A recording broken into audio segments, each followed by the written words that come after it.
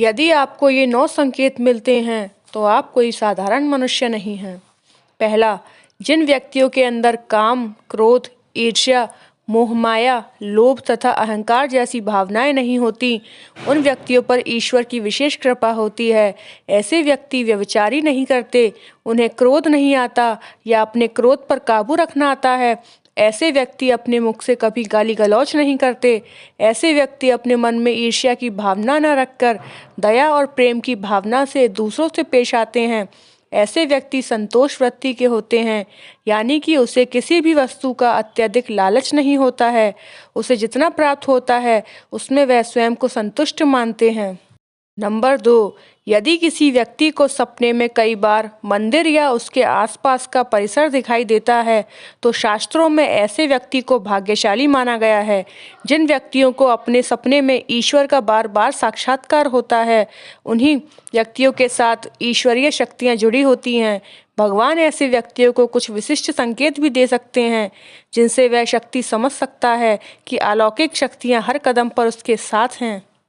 Number 3, जो व्यक्ति अपने दैनिक कार्य से बचा हुआ समय ईश्वर की भक्ति, आराधना और नाम स्मरण में व्यतीत करता है और ईश्वर को सत्य मानते हुए उनकी अनुभूति करने में समर्थ होता है, वास्तव में उस व्यक्ति के आसपास एक ईश्वरीय शक्तियों का पवित्र घेरा होता है, जिसके कारण उसे ईश्वर का आभास होता रहता है। नंबर 4, जो व्यक्ति समाज के प्रति अपना दायित्व समझते हुए सद्कार्य और पुण्य के काम करते हैं तथा मुसीबत में फंसे लोगों व गरीब और लाचार व्यक्तियों की यथासंभव सहायता करते हैं, आपदा और विपदा के समय मनुष्य तथा पशु पक्षियों की हर तरह से सहायता करते हैं तथा वृद्ध, असहाय और अपंग लोगों की समर्पित भाव से सेवा करना अपना कर्तव्य समझते हैं, ऐसे व्यक्ति वास्तव में समाज के लिए उदाहरण सिद्ध होते हैं। लेकिन आपको यह बता दें कि हर कोई व्यक्ति यह काम नहीं करता है। यह काम केवल वही व्यक्ति करते हैं जिस व्यक्ति के ऊपर भगवान की विशेष कृपा होती है। तभी उस व्यक्ति के अंदर ही ऐसे गुण उत्पन्न होते हैं। ऐसे व्यक्ति अंत में मोक्ष प्राप्त कर लेते हैं। नंबर 5, ईश्वरीय कृपा प्राप्त व्यक्तियों में एक अनोखी शक्ति भी होती है और वह शक्ति है पूर्वाभास। पूर्वाभास यानी कि भविष्य में होने वाली कुछ विशेष घटनाओं का पहले ही आभास हो जाना। अगर आपको भी भविष्य में होने वाली कोई दुर्घटना या कोई अच्छी घटना के बारे में पहले ही अंदाज़ा लग जाता है तो आपके ऊपर भगवान की विशेष कृपा है। नंबर 6, कुछ लोगों को हमेशा अपने आसपास एक विशिष्ट प्रकार की सुगंध का अनुभव होता है। हमेशा सुगंधित फूल, अगरबत्ती, धूप या कपूर जैसे पवित्र सुगंध का झोंका सा हवा में तैरता हुआ महसूस होता है, तो यह उसके आसपास ईश्वर की उपस्थिति का संकेत तथा देवी देवताओं का आशीर्वाद होता है। नंबर 7, ईश्वर का समय यानी कि ब्रह्म मुहूर्त सुबह 3:30 से लेकर 5:30 या 6 बजे तक का समय होता है। हमारे शास्त्र में इस समय को बहुत ही महत्वपूर्ण माना जाता है। ब्रह्म मुहूर्त को देवताओं का समय माना गया है, क्योंकि इस समय के वातावरण में एक सकारात्मक ऊर्जा का संचार होता है।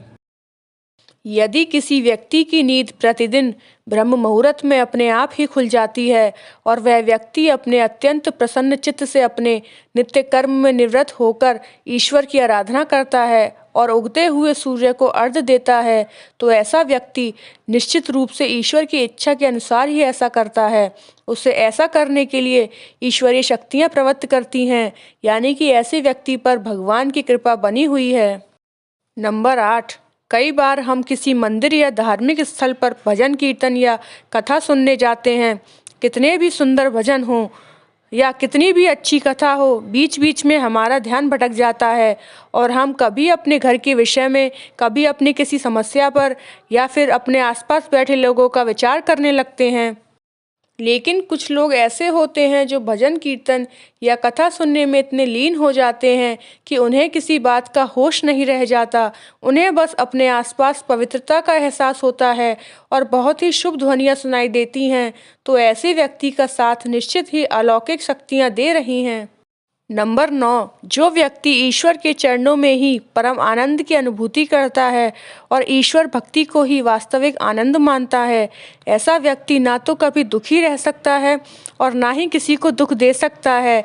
ऐसे व्यक्ति का मन और मस्तिष्क हमेशा शांत रहता है, जिससे वह कभी भी सत्य व सदाचार के मार्ग से विचलित नहीं होता। यह उसे ईश्वर से मिला एक विशेष आशीर्वाद होता है, जिससे वह समाज में हमेशा मान और सम्मान प्राप्त करते हैं। दोस्तों, वीडियो अच्छी लगी हो तो वीडियो को लाइक, शेयर एंड सब्सक्राइब करें।